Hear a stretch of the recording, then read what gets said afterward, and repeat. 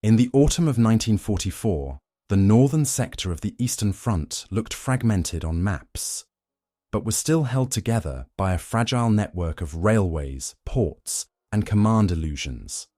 After the destruction of Army Group Center in Operation Bagramyan, the German front in Belarus collapsed, exposing the Baltic flank. Soviet advances through Vitebsk, Orsha, Minsk, and Kaunas drove a wedge between East Prussia and the German forces in Latvia and Estonia. What remained of Army Group North held a narrowing corridor along the Baltic, its supply and retreat routes increasingly dependent on a few rail lines and ports leading back toward Memel, Königsberg, and Danzig. For Berlin, the Baltic region had long been more than a peripheral theatre. Ports such as Riga, Libau, Liepāja, and Memel, Klaipėda, supported naval bases, U-boat training areas, and evacuation routes from the eastern provinces. They were also gateways for raw materials and food from the occupied territories. Holding the Baltic coastline allowed the German Navy to cover shipping lanes and, in theory, protect sea lines that might still evacuate manpower and equipment.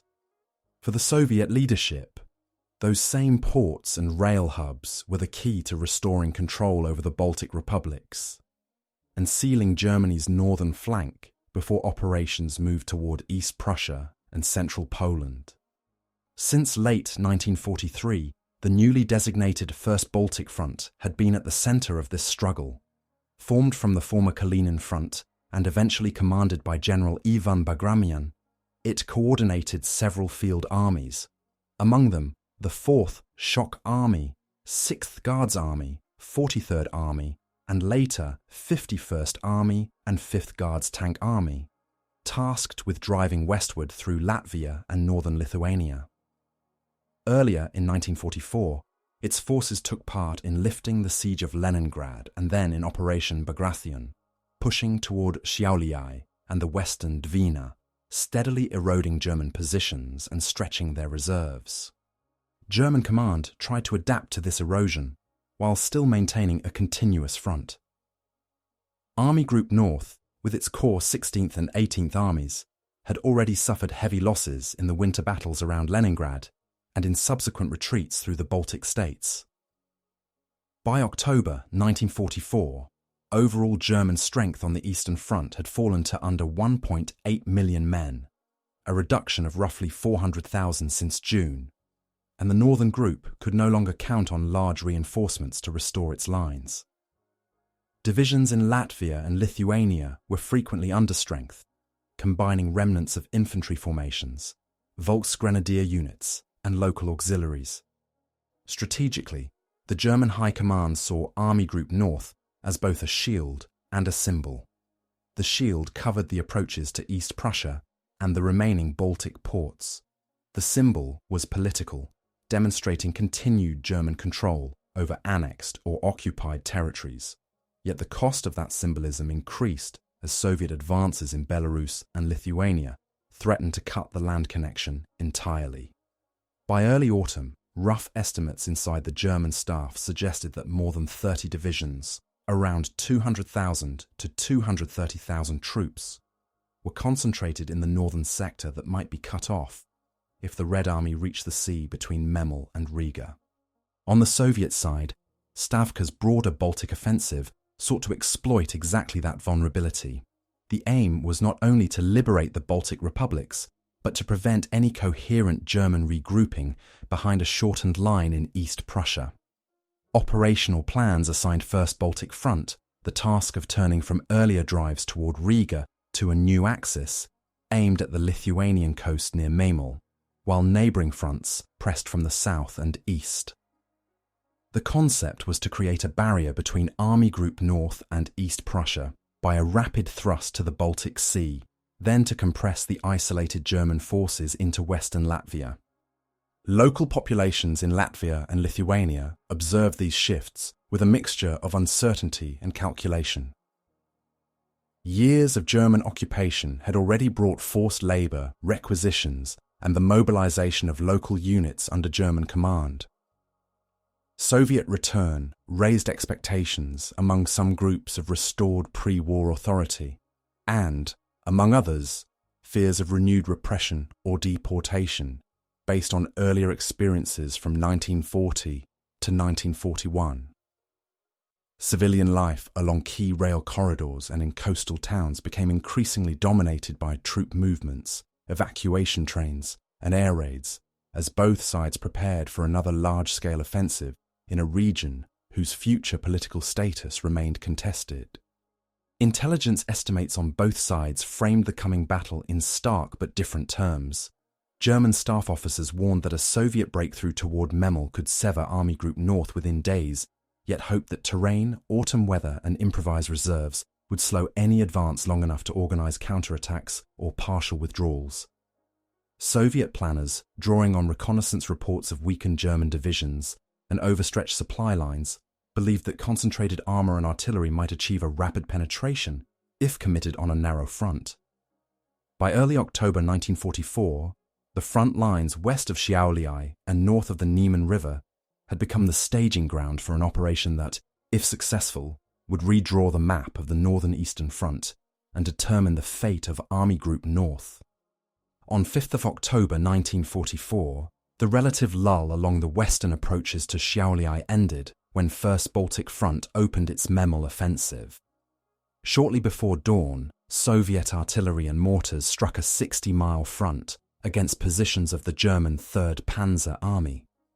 The main effort fell on a 19-kilometre sector held by the 551st Volksgrenadier Division, a formation that had recently been formed and was still absorbing replacements.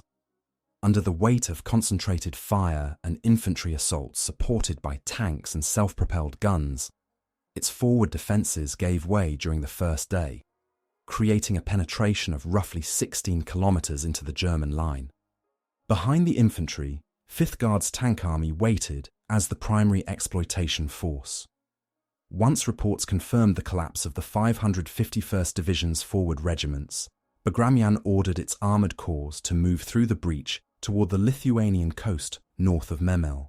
Columns of T-34s, supported by motorised infantry and engineers, pushed along secondary roads toward towns such as Plunge and the road network leading to the Baltic shore, aiming to bypass strong points rather than reduce them in detail. The intent was to reach the sea quickly enough that German command would have no time to form a new continuous line between Army Group Centre and Army Group North. To the south of the main tank thrust, 43rd Army advanced with infantry and attached armoured units toward the lower reaches of the Nemunas and the approaches to Memel itself. Its role in the opening phase was to widen the breakthrough, seize road and rail junctions leading into the city, and block any German attempt to establish a screening line covering the port from the southeast. Simultaneously, 4th Shock Army and 6th Guards Army pressed on adjacent sectors to prevent 3rd Panzer Army from redeploying reserves to plug the gap. The opening Soviet movements were coordinated with the northern wing of 3rd Belarusian Front, which advanced toward Tilsit and the East Prussian border. While its progress was slower, the presence of this additional axis constrained German options. Any significant withdrawal from Memel toward East Prussia risked running into Soviet spearheads on the Tilsit approaches. In operational terms, this meant that the German command had to decide quickly whether to commit available armour to hold open a corridor or to accept the risk of encirclement along the coast. On the German side, initial reports from the front reflected both the speed of the Soviet advance and the difficulty of restoring cohesion. 3rd Panzer Army, under Generaloberst Erhard Raus, had its northern wing deployed in a mixture of infantry, Volksgrenadier, and armoured divisions. Elements of Panzergrenadier Division Grossdeutschland, 7th Panzer Division, 5th Panzer Division, 58th Infantry Division, and 548th Volksgrenadier Division. These formations were already worn down by previous fighting in Lithuania and had limited fuel and ammunition stocks. As Soviet armour broke through on 5th to 6th October, Raus and his staff attempted to organise local counterattacks, but but the disruption of communications and loss of battalion and regimental headquarters reduced their effectiveness. By 7th October, the initial Soviet plan for the opening phase was largely fulfilled. 3rd Panzer Army's forward positions west of Šiauliai had suffered a general collapse, and spearheads of 43rd Army had pushed toward the coast south of Memel. Soviet reports and later reconstruction indicate that within 2 days, the Red Army had reached the Baltic Sea, both north and south of the city, effectively creating a narrow coastal corridor that cut the land link between the German forces in Latvia and those in East Prussia. This did not yet mean the full Courland pocket was formed, but it signalled that the strategic encirclement envisaged in Soviet planning was moving from possibility to reality. Inside Memel and the surrounding countryside, the opening phase brought immediate changes for civilians as well as soldiers. Residents observed rapid movements of German troops and equipment toward the port, along with the first organised evacuations of wounded and non-essential personnel by sea. Luftwaffe units increased sorties to cover retreating ground forces, while Soviet aviation began to target road columns and junctions feeding into the shrinking bridgehead. For many local inhabitants, the first days of October 1944 marked the transition from occupation under a retreating German administration to the expectation of renewed Soviet rule, with outcomes that were still uncertain, but shaped by memories of pre-war annexation and earlier deportations. The Memel operation was embedded in a broader sequence of Soviet plans for the Baltic. After the summer advances, Stavka reassessed the northern theatre and concluded that simply pushing Army Group North back toward East Prussia was not enough. The main strategic goal was to prevent any orderly German withdrawal from the Baltic states and to deny Berlin the use of Baltic ports as bases and evacuation hubs. For 1st Baltic Front, this translated into a clear operational task: break through west of Šiauliai, reach the Baltic Sea between Memel and Riga, and create a land barrier that would sever Army Group North from East Prussia and central Germany. Bagramyan's staff developed the Memel offensive as a concentrated blow rather than a broad front advance. Intelligence assessments indicated that 3rd Panzer Army's northern wing was held by a mix of overstretched infantry and newly formed Volksgrenadier divisions with limited armour in immediate reserve. The plan assigned the shock roll to 6th Guards Army and 43rd Army, with 5th Guards Tank Army in second echelon to exploit the breach. Artillery groupings were arranged to achieve a high density of guns per kilometre on the breakthrough sector, and engineers prepared crossings over streams and soft ground to keep armoured units moving even in autumn conditions. Logistics played a central role in Soviet planning. The summer offensives had already pushed supply bases westward along the liberated railways, but the final approach to Memel still depended on repaired lines running through Kaunas and Šiauliai. Commanders prioritised fuel and ammunition deliveries for tank formations and heavy artillery, accepting shortages in secondary sectors to maintain momentum in the main direction. Rail repair brigades were pre-positioned to follow the offensive. One objective of the early phase was to seize intact or repairable rail bridges and junctions that would allow rapid resupply once the front shifted toward the coast. On the German side, planning reflected divided priorities at the highest level. Operationally, officers in Army Group North and at 3rd Panzer Army's headquarters argued for a controlled withdrawal to a shorter line closer to East Prussia, using the terrain and rivers to build new defensive positions. They saw the corridor through northern Lithuania as dangerously exposed, a vulnerable strip of land connecting large forces in Latvia with dwindling resources in the Reich. Strategically, however, Hitler insisted on holding Baltic territories as long as possible, both for political reasons and to retain naval and air bases along the coast. This divergence produced plans that were internally inconsistent. While field commanders discussed fallback positions and some preliminary work on new defensive lines began, the formal orders emphasized fortified places and holding key towns, including Memel, as strong points. The Navy and Luftwaffe requested that ports and airfields remain in German hands to support operations in the Baltic and to enable sea evacuation if necessary, which further encouraged a static defence. At the same time, the Army's logistics officers warned that road and rail networks in northern Lithuania could not sustain prolonged heavy fighting once major Soviet forces reached the area. Both sides devoted attention to intelligence and deception. Soviet reconnaissance aviation and forward detachments probed for gaps in the German deployment, mapping artillery positions and supply routes. Radio intercepts suggested that several German divisions were rebuilding after previous losses, and that reserves were limited. In preparation for the October attack, 1st Baltic Front's headquarters ordered camouflage of staging areas and false movements on secondary sectors to disguise the true axis of the main blow. German counterintelligence noted the build-up, but could not accurately identify the depth of Soviet reserves behind the breakthrough front.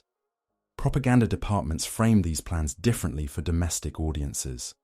Soviet communications presented the coming operations as the liberation of the Baltic republics and a step toward the borders of East Prussia, though detailed operational goals, such as cutting off Army Group North, remained classified. German propaganda portrayed the Baltic region as a shield for the Reich and emphasized steadfastness against encirclement, downplaying the risk that the northern forces could be isolated. For both societies, public sentiment was shaped less by knowledge of operational planning than by more immediate concerns. For civilians in the Baltic, the question of which authority would govern them next. For soldiers at the front, whether planned operations offered a path to survival or only another series of costly engagements. The miscalculations inherent in these plans would soon become apparent. Soviet staff officers underestimated the staying power of German formations once encircled, assuming that isolation in Courland would quickly force capitulation. German planners overestimated their ability to react with mobile reserves and underestimated the speed at which a concentrated Soviet armoured thrust could traverse northern Lithuania and reach the sea. As October 1944 approached, both sides believed that their planning could still control events in the Baltic corridor. Within weeks, the operational outcome would lock more than 30 German divisions into a pocket from which they would not be withdrawn before the end of the war. The first engagements of the Memel offensive unfolded in a compressed sequence of days. On October 5th, the artillery preparation that preceded the Soviet infantry attack shattered the positions of 551st Volksgrenadier Division on the main breakthrough sector. Many of its companies had only recently formed and held incomplete trench systems. Under heavy fire and attacks by assault groups supported by tanks and self-propelled guns, forward battalions fell back or were overrun, leaving gaps that neighbouring German units could not close. Once reports confirmed that a penetration of roughly 16 kilometres had been achieved. 5th Guards Tank Army moved into the breach. Soviet tank and mechanised corps advanced in column along roads and tracks toward the coast north of Memel, bypassing German strongpoints that would have required time and infantry to reduce. The first major armoured contacts with elements of 5th Panzer Division and Panzer Grenadier Division Grossdeutschland occurred at road junctions and villages where German tanks attempted to block Soviet spearheads, but shortages of fuel and reserves limited the depth of German counterattacks. South of the main armoured axis, 43rd Army pushed toward the Baltic shore. Its infantry divisions, supported by attached tank brigades, advanced through forested and marshy terrain toward the coast south of Memel. Field reports indicate that by 7 to 9 October, Soviet forward units had reached the sea in this sector, cutting the land route along the coast and forcing German rear services and logistic units into rapid withdrawal toward the city and its port. During these first days, 3rd Panzer Army's command structure itself came under direct threat. As Soviet armour exploited the breach, headquarters locations that had been considered safely in the rear suddenly found themselves close to the front. one Soviet armoured formation overran elements of 3rd Panzer Army headquarters. General Oberst Erhard Raus and parts of his staff withdrew fighting toward Memel. The disruption of telephone lines and command posts during these engagements degraded German control over corps and division movements in the critical opening phase. German local counterattacks, nevertheless, formed an important part of the early clashes. Kampfgruppen, assembled from 7th Panzer Division, Grossdeutschland, and infantry remnants attempted to strike the flanks of Soviet spearheads or close narrow corridors. These actions sometimes restored temporary blocking positions or allowed delayed units to escape encirclement, but they did not reverse the overall situation. Limited fuel allocations, losses of artillery tractors, and constant Soviet pressure along adjacent sectors reduced the ability of German armoured units to mount sustained counteroffensives. For 1st Baltic Front, the first engagements confirmed that the analysis of German weakness on the chosen sector had been broadly accurate. Reports from rifle divisions described retreating German infantry, abandoned equipment, and prisoners from mixed units who spoke of depleted battalions and improvised defences. At the same time, Soviet commanders noted the persistence of organised German resistance at key road centres, where anti-tank guns and small numbers of tanks created temporary strongpoints that had to be reduced with concentrated artillery and close infantry assault. Territorially, the initial fighting transformed the map of northern Lithuania within days. The Soviet advance created a wedge between Memel and the main body of Army Group North in Latvia. As 43rd Army reached the coast south of the city and 5th Guards Tank Army moved toward the shoreline to the north, the land corridor connecting the German forces in Courland with East Prussia narrowed to a thin strip around the Memel bridgehead. This shift compelled the 16th and 18th Armies to pull back toward Riga and the Courland Peninsula, already anticipating that their connection with the rest of the Eastern Front might soon be cut. For civilians, the first engagements meant rapid and often confusing change. In Memel itself, inhabitants observed columns of retreating troops, wounded men arriving at aid stations, and the first large movements toward the harbour where Kriegsmarine vessels prepared to take on personnel and some civilians. Towns and villages along the Soviet advance route experienced shelling, air attacks on road traffic, and hurried evacuations organised by German authorities, who were unsure whether a stable defensive line could still be formed. For local Lithuanian populations, the fighting signalled that German administration was nearing its end, but the form that the returning Soviet rule would take remained uncertain. Within both commands, initial reactions mixed surprise and recalculation. German officers at corps and division level reported shock at the speed with which Soviet armour had reached the coastal areas and disrupted rear services.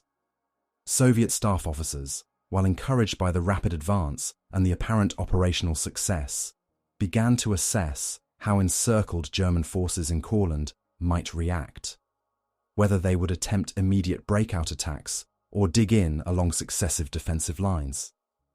The first engagements of the Memel offensive thus not only changed front lines but also redefined expectations on both sides about the shape of the conflict that would follow in the Baltic region. As Soviet spearheads drove toward the Baltic shoreline, the fighting entered a phase of escalation that reshaped the entire northern sector. Between 7th and 10th October, 5th Guards Tank Army and 43rd Army widened the initial breach, rolling up German positions along secondary roads and pushing reconnaissance detachments ahead to secure crossings over rivers and streams leading to the coast. Rifle divisions followed behind, consolidating control of towns and junctions, while artillery and anti-tank units were brought forward to protect the flanks of the advancing armour. What had begun as a breakthrough on a limited frontage was now expanding into an operation that threatened to divide the German Northern Front into two disconnected groups. German command reacted by funneling available mobile forces into the crisis zone. Elements of 5th Panzer Division, 7th Panzer Division, and Panzergrenadier Division Grossdeutschland were ordered to counterattack toward the Soviet penetration, often assembling as improvised battle groups around whatever tanks and self-propelled guns remained operational. Their task was to restore a land connection between Memel and the formations retreating from Latvia, or at least to slow the Soviet advance long enough for more units to withdraw into the Courland Peninsula. However, these counterattacks had to be mounted with fuel stocks that were already reduced by months of retreat and air attacks on supply columns. Terrain and weather contributed to the crisis on both sides. The offensive unfolded in early autumn, when rainfall turned unpaved roads and fields into mud, complicating movement for tanks and artillery tractors. Soviet armoured columns that left prepared roads to bypass German strongpoints risked bogging down, while German units attempting to manoeuvre laterally to seal off Soviet thrusts found that their vehicles consumed additional fuel in the soft ground. Engineers on both sides worked continuously to reinforce bridges, lay corduroy roads, and repair culverts. Failures in these efforts could delay entire corps and shift the balance in local sectors for crucial hours. Casualties rose quickly as the operation escalated. German infantry divisions that had entered October already under strength saw battalions reduced further by artillery fire, air attacks, and close combat in villages and wooded areas. Some regiments reported frontline strengths falling well below their paper establishment, with companies combining survivors from multiple units. Soviet rifle divisions also took significant losses, forcing crossings and clearing fortified positions, particularly where German rearguards used prepared fieldworks or urban cover. Medical units on both sides struggled to evacuate wounded over congested and damaged roads, reflecting the strain that rapid manoeuvre placed on medical and transport services. At the operational level, the crisis forced a redefinition of command boundaries. As the First Baltic Front spearheads approached the coast, neighbouring Soviet fronts adjusted their lines to maintain pressure along the entire German northern sector. Coordination with Second Baltic Front, advancing toward Riga, became increasingly important. If Riga fell while the Memel corridor was cut, Army Group North would be compressed into western Latvia, with no direct land route to East Prussia. Within the German command, discussions about transferring units between Army Group Centre and North gained urgency, but the available reserves were insufficient to both stabilise East Prussia and reopen the land link through northern Lithuania. Political tensions sharpened the military crisis. Field commanders in Army Group North and 3rd Panzer Army argued that a prompt withdrawal from the exposed corridor could preserve forces for a new defensive line closer to East Prussia. At the same time, Hitler's directives emphasized holding key coastal areas and forbade large-scale retreats without explicit authorization.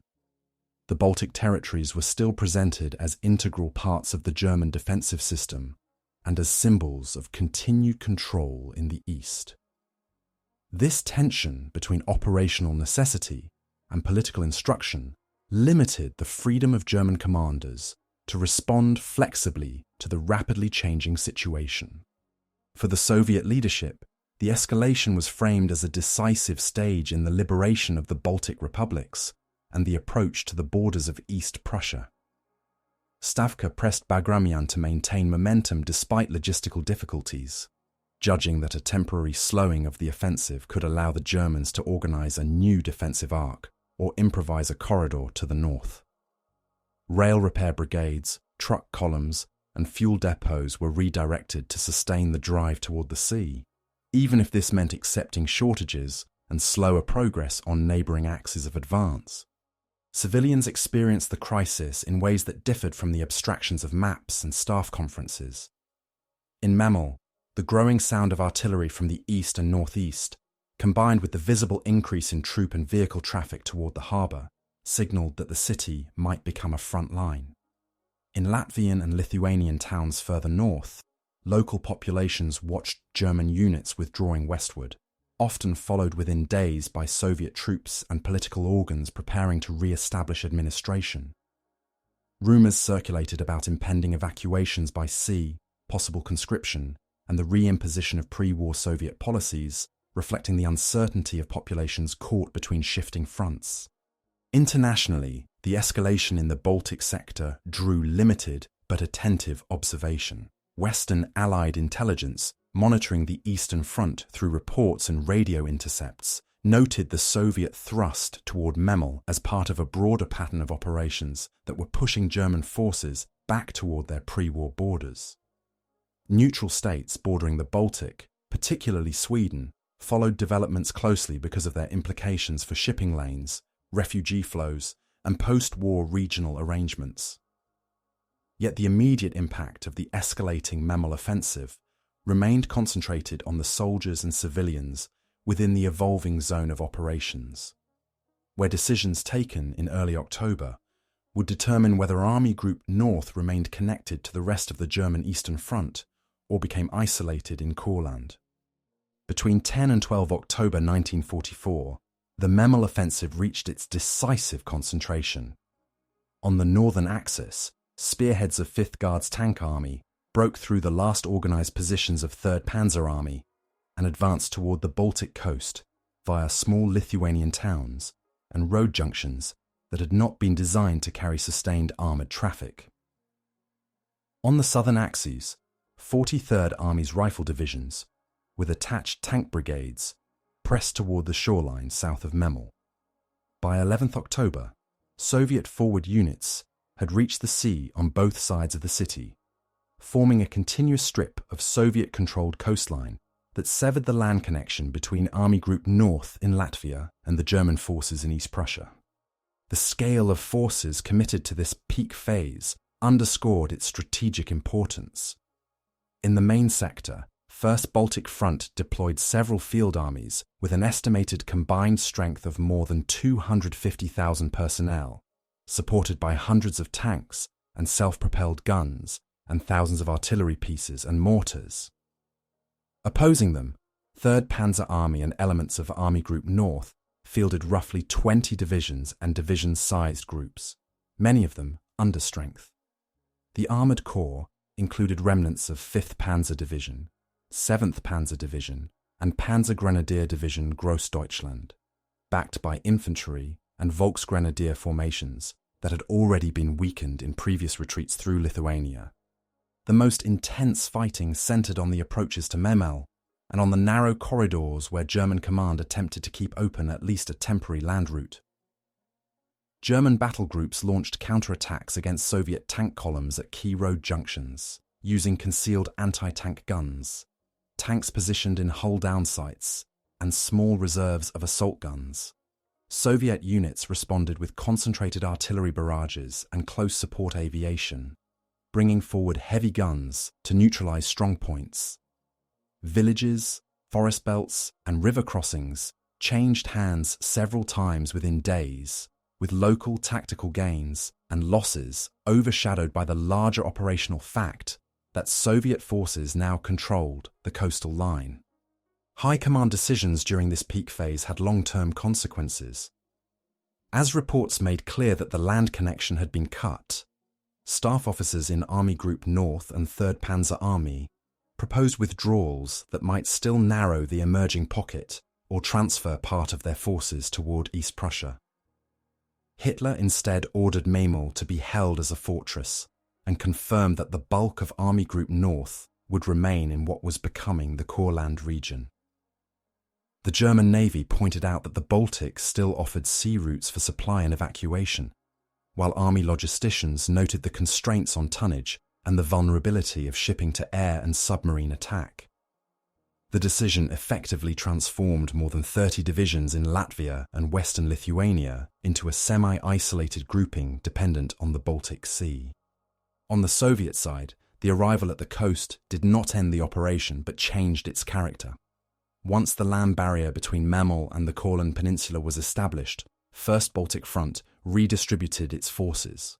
43rd Army was assigned the main role in containing and later reducing the Memel bridgehead, with artillery brought forward to shell port facilities and urban defences. Armoured formations that had spearheaded the drive to the Baltic were shifted to strengthen the new barrier line and prepare for possible German attempts at a breakout from Courland. Coordination with neighbouring fronts ensured that pressure on Riga and central Latvia continued, tightening the encirclement. For German units inside the emerging Courland pocket, the peak of the Memel fighting coincided with a sharp change in their situation. Corps and division headquarters received confirmation that their lines of communication to East Prussia now ran almost entirely by sea. Supply depots were reordered, fuel and ammunition stocks reallocated, and coastal defences reinforced. Commanders had to plan for operations under conditions where replacement personnel and equipment would arrive in limited quantities, and where any major movement of forces to other fronts would depend on shipping capacity and naval priorities rather than on rail schedules. Civilian life in the affected zone also reached a critical point. In Memel, artillery fire and air attacks intensified as Soviet units closed in, prompting accelerated evacuations of German officials, wounded soldiers, and selected civilian groups by ship to East Prussian ports. In towns across western Latvia and northwestern Lithuania, residents observed fieldworks being expanded, anti-tank ditches dug, and local resources requisitioned for fortification. Some Baltic inhabitants sought passage on evacuation vessels. Others remained in place, uncertain whether staying or leaving carried greater risk as control of the region shifted once more. Morale reflected these contrasting realities. Among Soviet troops, reaching the Baltic was understood as a major operational success, symbolizing the restoration of a continuous Soviet-held coastline from Leningrad to the East Prussian border. At the same time, the presence of a large German force group in Courland signaled that further offensives would be required and that the war in the Baltic would not end quickly. Among German soldiers, confirmation that they were now fighting in an isolated theatre produced different reactions. Some saw Courland as a defensible bastion with secure sea links.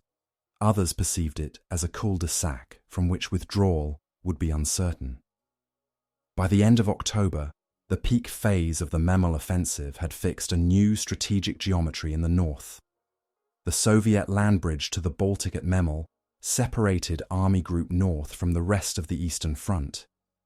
Memel itself had become a contested fortress zone, while the divisions in Latvia and western Lithuania now formed a pocket that would later be known as Courland. Subsequent operations in the region would play out within this framework, shaped by decisions taken at the height of the October fighting. The isolation of Army Group North did not end the fighting, it transformed it. From mid-October 1944, the former northern wing of the Eastern Front became a set of fortified zones, the Memel bridgehead on the German border of East Prussia and the larger Courland pocket in western Latvia. Over the following months, the Soviet First Baltic Front and associated formations launched 6 major offensives against this grouping, while the German command reorganized the trapped forces into an army group of 2 armies with up to 30 divisions and roughly 200,000 troops, supplied largely by sea. German resistance relied on adapting defensive practice to the geography of Courland and the coastal bridgeheads.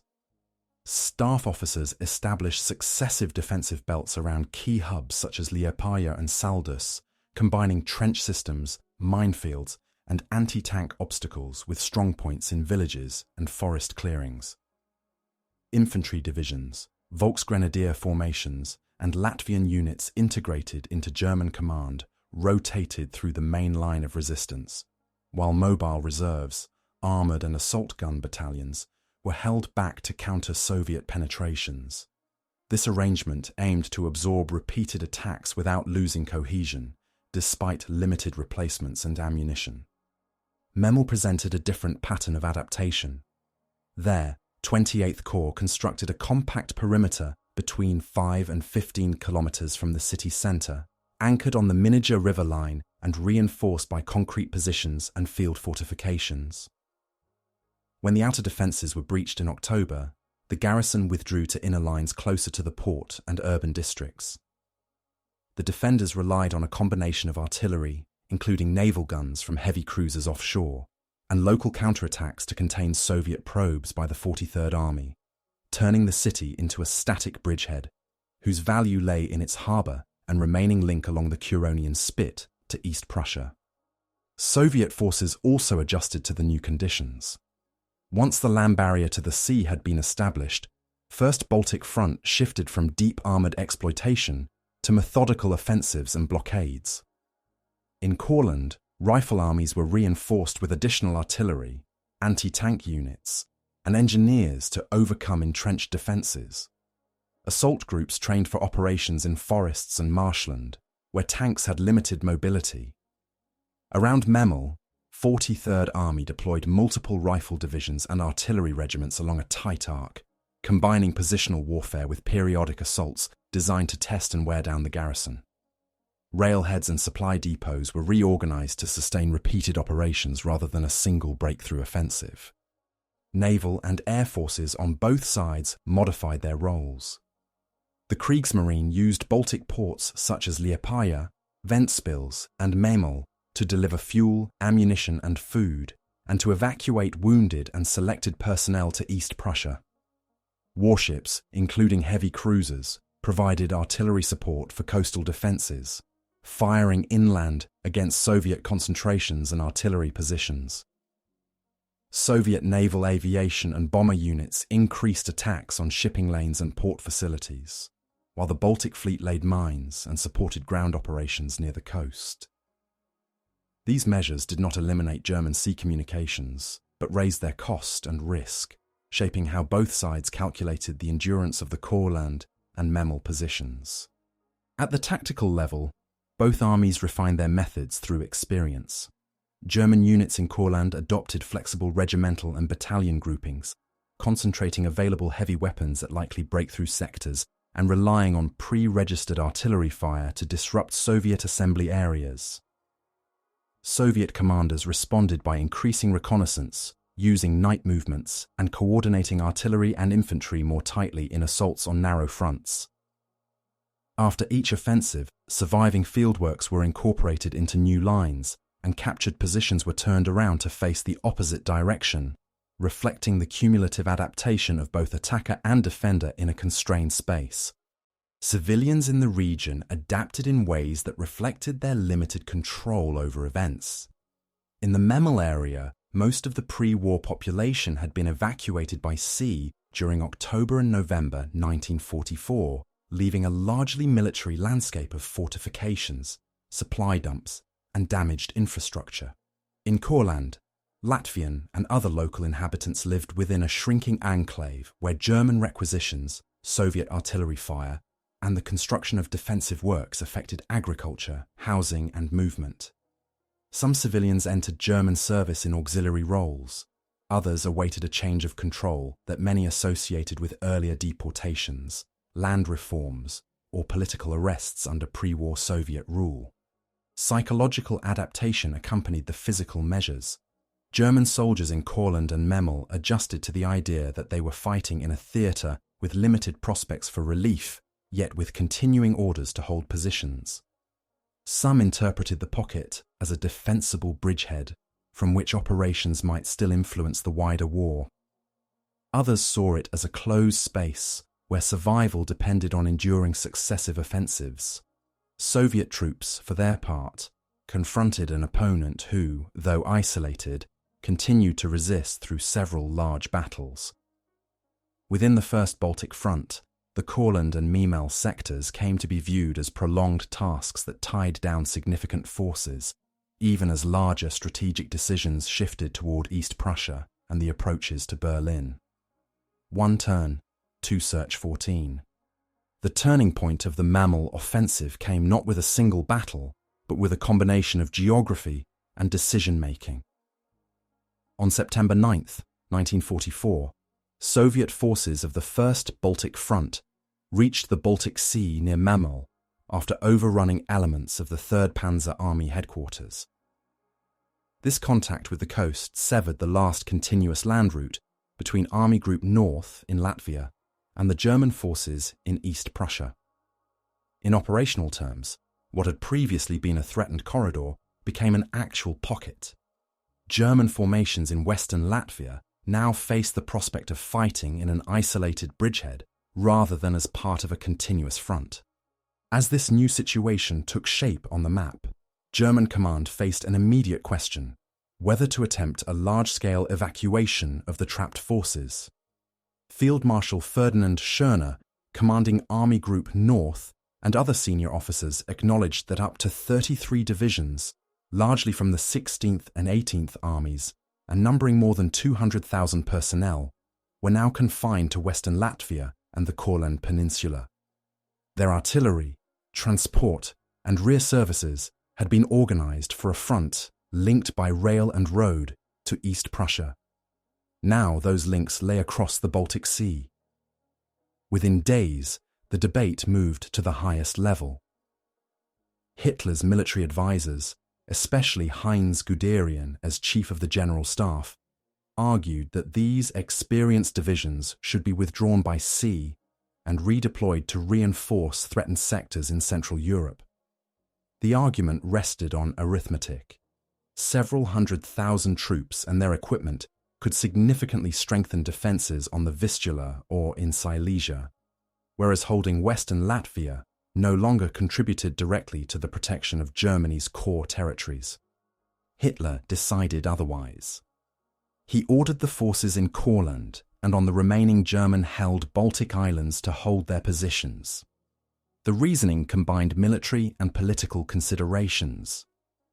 Courland and the Baltic ports were still seen as essential for protecting submarine bases and naval training areas in the Baltic. Hitler also believed that new Type 21 U-boats, once deployed in sufficient numbers, might change the balance in the Battle of the Atlantic, which in turn could alter the broader strategic situation in Europe. In this concept, Courland would serve as a bridgehead for possible future operations rather than as a pocket to be evacuated. This decision fixed the character of the Courland pocket. 33 divisions of Army Group North under Schörner remained spread along a front from Riga toward Liepaja, then gradually withdrew to a shorter line on the Courland Peninsula, as Riga itself was abandoned and taken by Soviet Third Baltic Front on 13 October. From that point onward, the German northern forces operated as a semi-isolated grouping, dependent on the Navy for supply and on defensive tactics rather than large operational maneuvers. On the Soviet side, the same days marked a different kind of turning point. Once the land barrier at Memel had been secured and Army Group North isolated, Stavka could treat the Courland forces as contained and of secondary importance compared to operations toward East Prussia and the Vistula. First Baltic Front and Second Baltic Front received orders to conduct repeated offensives to compress and weaken the Courland grouping, but no longer needed to structure their planning around preventing a German withdrawal. The main strategic focus shifted southward, even as significant Soviet forces remained committed in Latvia. The evolving casualty balance reinforced this view. Between October 1944 and early May 1945, German forces in the Courland sector suffered more than 117,000 combat casualties, and, at surrender, over 189,000 personnel were taken prisoner. Soviet records for the final months list about 30,500 killed and 130,400 wounded or sick in the same theatre. These figures indicated sustained but limited attritional fighting in a peripheral front that tied down troops on both sides without altering the main axis of advance toward Berlin. Memel itself embodied the dual nature of the turning point. The city and its environs became a fortified bridgehead held by 28th Corps, while 43rd Army settled into a siege that would last into January 1945. German ships maintained a narrow connection along the Curonian Spit to East Prussia, evacuating wounded and civilians and bringing in replacement units such as the 95th Infantry Division. For local inhabitants who had not yet been evacuated, the decision to defend Memel meant months of bombardment and intermittent urban fighting, rather than an immediate withdrawal. For civilians in the wider region, the turning point appeared as a series of irreversible changes. in western Latvia, German administration prepared for long-term defensive operations, more requisitions, expanded fortifications, and stricter movement controls. Families faced choices about whether to seek places on evacuation ships, remain on their land under German control, or anticipate a return of Soviet authority with associated political and economic transformations. The same decision that fixed German divisions in Courland effectively fixed much of the population's fate within a shrinking enclave between the front and the sea. By late October 1944, the Memel offensive had therefore produced not only a geographical result, a continuous Soviet-held coastline cutting off Army Group North, but also a strategic commitment by both sides. Germany accepted the risk of keeping more than 200,000 troops in an isolated region for reasons tied to naval strategy and political symbolism. The Soviet Union accepted the cost of containing and periodically attacking this grouping, while directing its main effort elsewhere. The turning point lay in this mutual recognition that the Courland pocket would endure, shaping the final months of the war in the Baltic without determining its overall outcome. By late October 1944, active manoeuvre in the Memel sector gave way to more static but still violent operations. Around Memel, 43rd Army settled into siege conditions, establishing artillery positions east and southeast of the city and conducting repeated probes against 28th Corps' perimeter. Soviet guns shelled port installations, rail sidings, and known headquarters locations. German artillery responded with counter-battery fire and support for local counterattacks. Urban districts near the harbour and industrial zones suffered heavy damage, while the port continued to function as long as channels could be cleared and ships could dock under fire. German authorities accelerated evacuations from the Memel area. Through October and November, naval and merchant vessels transported wounded soldiers, administrative staff, and a substantial portion of the civilian population to ports in East Prussia, such as Pillau and Gotenhafen.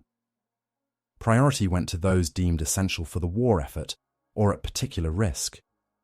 But space limitations meant that not all inhabitants could leave at once. Many remained in rural areas or smaller settlements, living with shortages of food, fuel, and shelter as fighting and bombardment disrupted harvests and transport.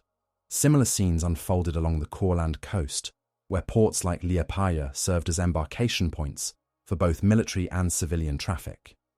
Inside the Courland pocket, the aftermath of the Memel breakthrough translated into a cycle of offensives and temporary lulls. Beginning in late October 1944, 1st and 2nd Baltic fronts launched a series of operations, later counted as 6 major Courland battles, aimed at compressing the German bridgehead and forcing a surrender or large-scale capitulation. Each offensive involved artillery preparations, infantry assaults, and limited armour support where terrain allowed, followed by German counterattacks at the tactical level to restore lines or shorten the front. The pattern produced heavy local casualties and some territorial adjustments, but did not eliminate the pocket. German withdrawals within Courland were controlled but continuous. Riga was evacuated by mid-October and occupied by Soviet forces shortly afterward, after which German lines contracted westward. Subsequent months saw further stepwise retreats to shorter defensive arcs between Tukums, Saldus, and Liepaja. Each withdrawal left behind destroyed infrastructure, bridges blown, rails lifted or damaged, and depots emptied or burned. For the local population, these movements meant repeated displacement as villages changed hands or became part of the immediate rear area for defensive positions. Memel's status shifted definitively at the start of 1945. Continued Soviet pressure, combined with the threat to East Prussia from the Third Belarusian Front's offensive, made the bridgehead increasingly difficult to justify. In late January 1945, German command ordered the evacuation of the remaining garrison by sea and along the Curonian Spit. 28th Corps withdrew under cover of darkness and rearguard actions, and on 28 January, Soviet units of 43rd Army entered the city. They found a landscape of destroyed port facilities, abandoned heavy equipment, and limited remaining civilian population.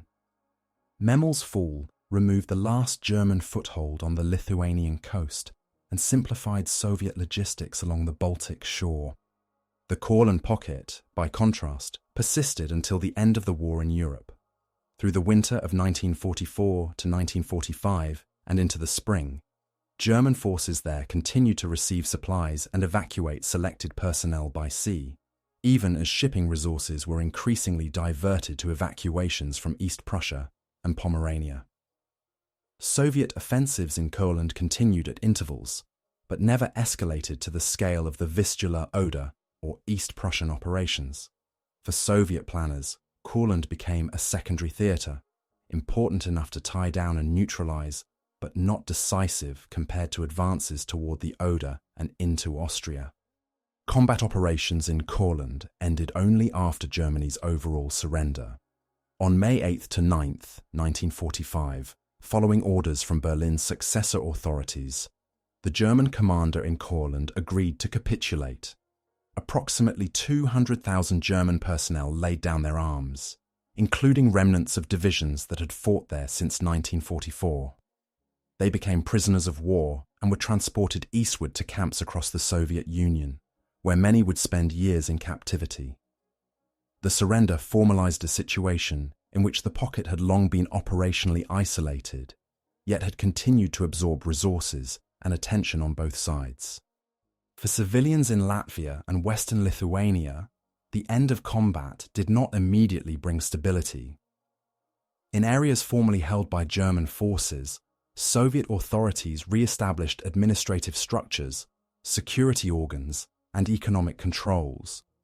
Land ownership, political affiliations, and wartime activity were subject to investigation.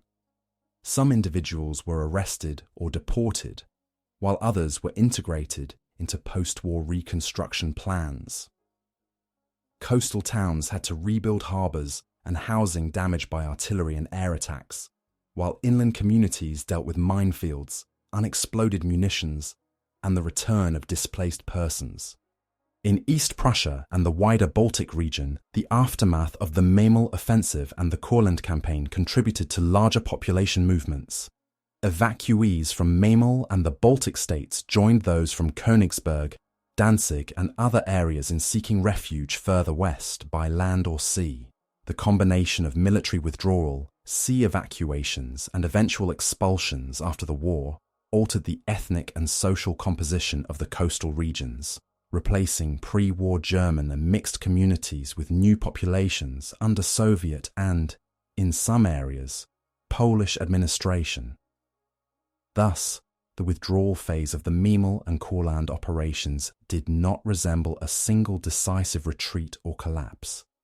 Instead, it consisted of piecemeal evacuations, repeated retraction of front lines, and a gradual shift from mobile operations to static containment, culminating in the capitulation of a large isolated army group months after the main strategic decisions on the Eastern Front had been made elsewhere. In retrospect, the Memel offensive appears less as an isolated operation and more as a hinge in the final year of the war on the Eastern Front. By driving to the Baltic coast near Memel in October 1944, 1st Baltic Front transformed the map. Army Group North, with roughly 30 to 33 divisions and more than 200,000 personnel, ceased to function as a maneuver group linked to East Prussia and became a contained force in Courland. This change simplified Soviet operational planning for subsequent campaigns toward East Prussia, the Vistula, and ultimately Berlin, while fixing a substantial German force in a region that no longer influenced the main axes of decision. For the Soviet High Command, the encirclement validated a series of operational concepts developed since 1943: deep penetration with combined arms, exploitation toward operationally significant geographic objectives such as coastlines and major river crossings, and the use of multiple fronts to create and maintain pockets. After Memel, the northern flank of the Soviet advance no longer faced the risk of large-scale German counter-offensives from the Baltic corridor. Forces that might otherwise have been required to guard that flank could be reallocated to operations in East Prussia, Pomerania, and along the Oder. In this sense, the encirclement of Army Group North contributed to the concentration of Soviet manpower and material for the decisive campaigns of 1945. Within German wartime and post-war analysis, the decision to hold Courland rather than evacuate it has remained a point of debate. One line of argument emphasizes the opportunity cost. Divisions with long combat experience remained in western Latvia until May 1945, instead of reinforcing central sectors, where Soviet breakthroughs threatened the core of the Reich. Another emphasizes that Courland continued to tie down significant Soviet forces and preserved Baltic naval facilities, allowing continued training, evacuation, and limited offensive naval activity. Both perspectives rely on the same data, numbers of divisions, shipping capacity, and casualty figures, but differ on the weight assigned to each factor and on how they interpret counterfactual alternatives. Politically and socially, the Memel offensive and the resulting Courland pocket had lasting effects on the Baltic region. The German evacuation of Memel and subsequent transfer of the city and surrounding territory into the Lithuanian Soviet Socialist Republic, together with the re-establishment of Soviet authority in Latvia, reshaped borders and populations. German and other pre-war inhabitants left or were expelled, while Soviet-era settlement and repopulation policies introduced new demographic patterns. For local societies, the transition from German occupation to Soviet rule brought changes in land distribution, political structures, security practices, and cultural policies that extended long beyond 1945. The fate of the soldiers encircled in Courland formed another part of this legacy. The capitulation of approximately 200,000 German personnel in May 1945 created a large group of prisoners of war whose experience shaped post-war memory in both Germany and the Soviet Union. Many remained in captivity for years, working in reconstruction and labor projects before repatriation. Their accounts, along with those of Soviet veterans who fought repeated Courland offensives, later contributed to divergent national narratives. In some German circles, Courland appeared as an example of endurance. In Soviet and later Russian accounts, the Memel breakthrough and Courland campaigns were presented as steps in the systematic dismantling of the Wehrmacht's Eastern Front. In Lithuania and Latvia, local memories have been more complex. The same events signified multiple transitions, from pre-war independence to Soviet annexation, from Soviet rule to German occupation, and back again to Soviet control. For some inhabitants, the Soviet advance in 1944 to 1945 meant liberation from German occupation.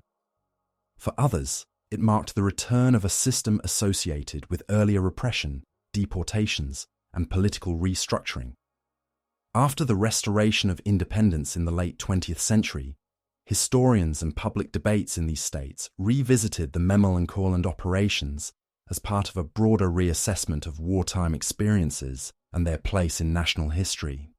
At the level of military history, the Memel offensive is often analysed alongside other encirclement operations of 1944.